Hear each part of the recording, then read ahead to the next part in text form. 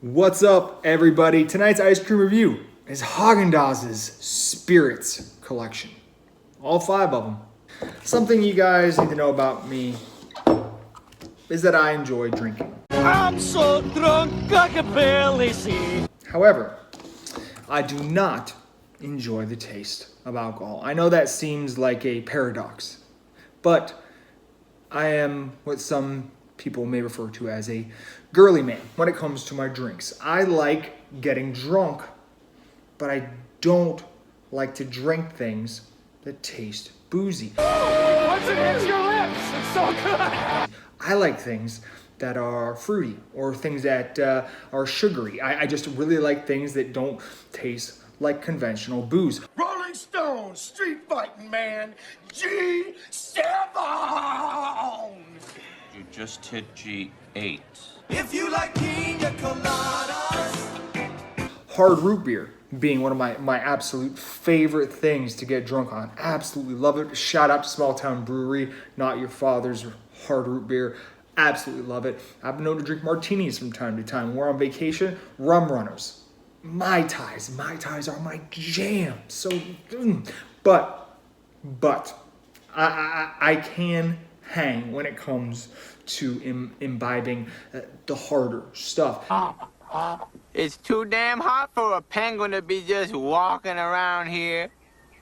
If, say, my wife and I are out in the town, we haven't done this for a good while now, 2-kid life, but someday in the future we probably will. But when we used to hit the town, we used to travel and want to get white girl wasted, we would order the hardest stuff possible, because really, if you have a kind of a fitness mindset, which it's a little debatable whether or not I really care about that when I drink, but I don't want to drink stuff that makes me feel really super bloated, and I want to get as drunk as fast as possible. So I will roll with some whiskey shots.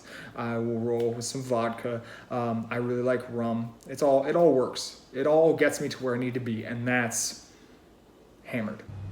Hey, honey. Hey. So these 5 new flavors from Haagen-Dazs all involve the booze. These are actually not an idea original to the United States. The Spirit series came out first in Canada, which is rare because Canada typically is behind us in junk food, especially ice cream. But this time around, they beat us to the punch. Their flavors are a little bit different. Our flavors, in my opinion, seem a little more exciting. 4 regular flavors, 1 non-dairy. I'm going to try them all, tell you what I think. So I'm not going to run through them all right now, tell you the rundown. I'm going to go as needed as we go through them. I'm going to just introduce them, tell you what's in them, eat them, tell you if they're worth your time, your money, and your calories. So let's begin with Rum Tres Leches. A Latin American inspired indulgence, smooth white rum infused ice cream pairs with thick ribbons of dulce de leche and chunks of Tres Leches cake. Sounds good to me. Let's scoop it. For those of you out there wondering whether or not they used real alcohol, they did in fact use real alcohol. It's not just booze flavoring. There's real alcohol in here. Not a ton. Obviously, you want to market something to all ages. Not that, I doubt like a 12-year-old's going to be into this, but you never know. Kids these days, am I right? Less than 0.5% alcohol by volume. It's not a lot of alcohol there, so. But you taste it. So far, so good here. Not too boozy for me and my sensitive little taste buds. I like this one. I like rum, though, so it's no surprise that I like this. Not much for the swirl yet, but I'm going to keep digging. Full disclosure here. When I sample 5 or more pints, hell, 3 or more flavors, I'm only eating a quarter of the pint. Unless it's really good, I'll eat half or more. But with that, sometimes if there's some weak quality control and the mix-ins aren't up to par, swirls aren't up to par, the flavors review is really going to suffer, because I shouldn't have to eat the whole pint to get to the mix-ins, right? I think we all agree there. And here, there's just not a lot going on swirl-wise. I just got a piece of cake and it was really good, but I want more of that dulce de leche swirl. It's a shame too, because I love the flavor of this base, but you gotta bring it on the mix in Haagen-Dazs. You gotta bring it. So from a flavor standpoint, we were off to a good start. From a mixing standpoint, huge letdown. And I can only grade these flavors on the collective package here. I can't just go, oh, it had a good base, 9 out of 10. It's not how I roll. If you want a rum flavored ice cream, you're gonna be hard pressed to find one better tasting than this. But if you're looking for some cake and that caramel, that dulce de leche swirl, you're gonna be disappointed if you get a pint like mine. So my grading scale is based on not only the quality, but really it's a subjective scale by my standards. 1 out of 10. 10 being I could eat this flavor every night for the rest of my life and never get tired of it. 1 being this is going in the trash. So with that being said, I'm gonna give this one a 4 out of 10. Let's move on to the next one. Bourbon Vanilla Bean Truffle. A classic pairing, creamy vanilla bean ice cream studded with chocolate truffles and finished with a spicy bourbon swirl. Interesting. For a spoonful, I got that bourbon swirl. It's strong. As somebody who doesn't like bourbon that much, I could see it being a little off-putting, but I like it. I don't know why exactly, but I like it. Studded with chocolate truffles. Okay, I don't want to bust balls here, Haagen-Dazs, but those aren't truffles. Those are chocolate flakes. I feel like I'm beating a dead horse here, guys. More often than not, when I do these reviews, I'm talking about quality control. What is quality control? Quality control is making sure a product reaches consumers as advertised. You know those pictures you see in the advertisements where it looks so good, there's so many mixings, there's so much, Ben & Jerry's is really good at this, getting your hopes up with the cores. But then when it gets to you, the quality control is lacking because you don't get what you expect to get. Look at this.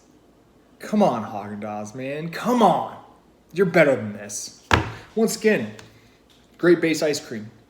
I like that little swirl.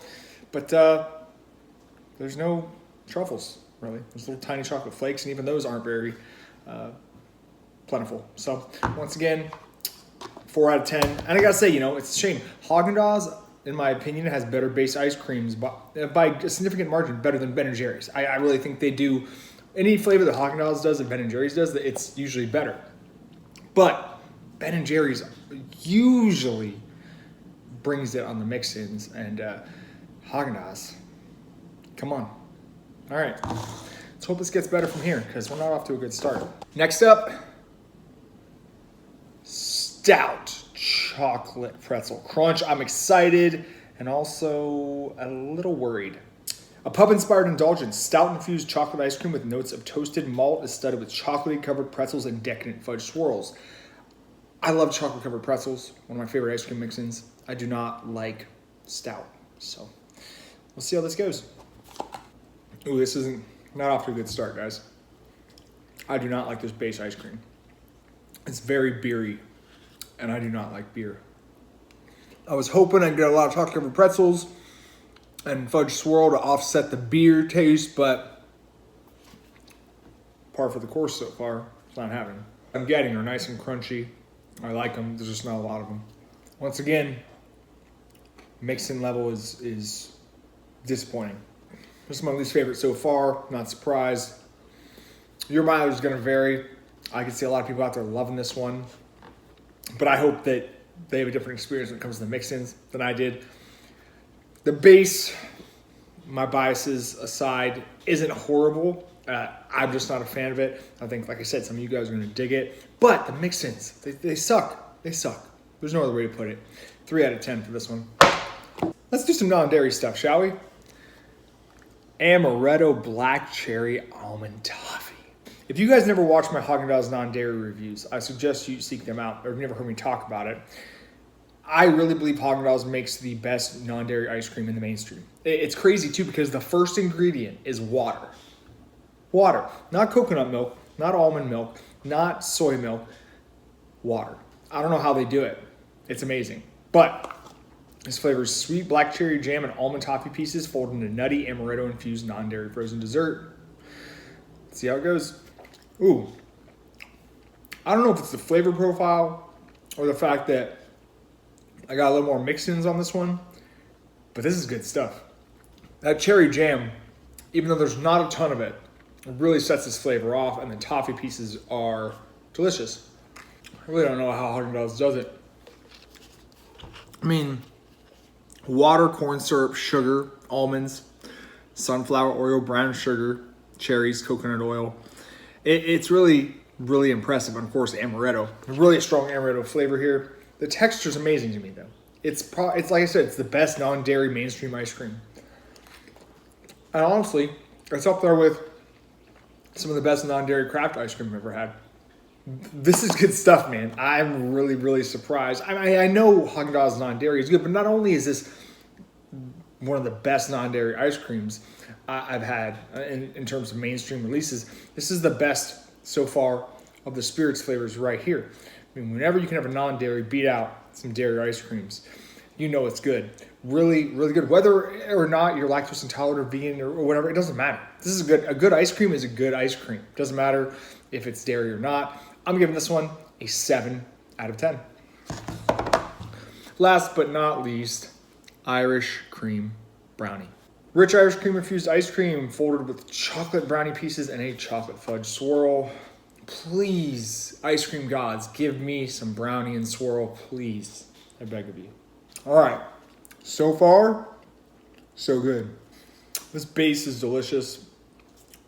Even though the mix-ins have kind of tapered off as I've gotten deeper, I keep eating it because I love that Irish cream base. Happy St. Patrick's Day, by the way.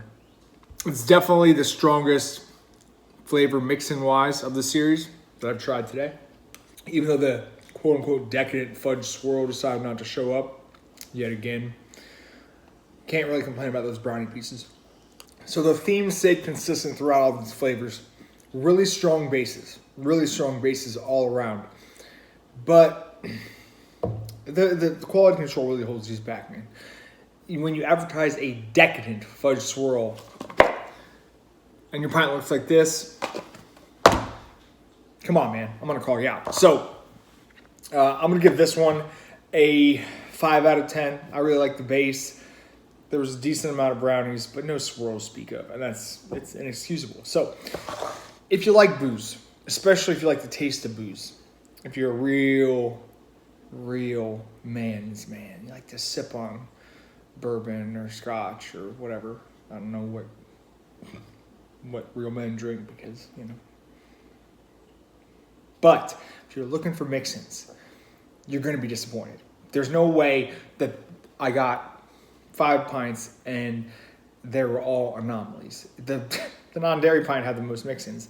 So if you like booze and the taste of booze, I think you owe it to yourself to try these. You might get lucky. You might get some better mix-ins than I did. But I think the bases are really good. You'll really appreciate the flavors they executed here. It's just a shame that poor quality control held them back from being what they really could have been. So as always, your mileage is going to vary. I'm just one guy. This is just my opinion.